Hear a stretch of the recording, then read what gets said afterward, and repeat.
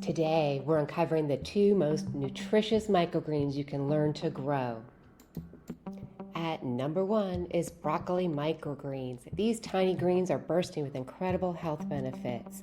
They're a natural energy booster, rich in vitamins and minerals such as B vitamins, iron, potassium, calcium, and magnesium.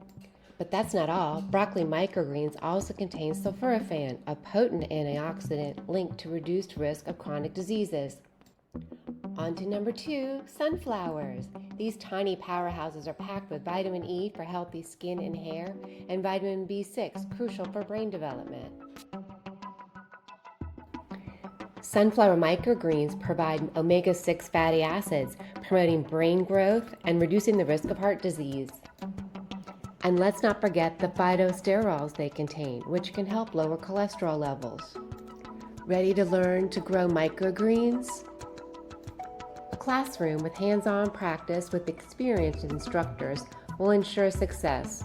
You'll learn the best techniques for selecting seeds, preparing the soil, lighting requirements, and ensuring optimal growing conditions.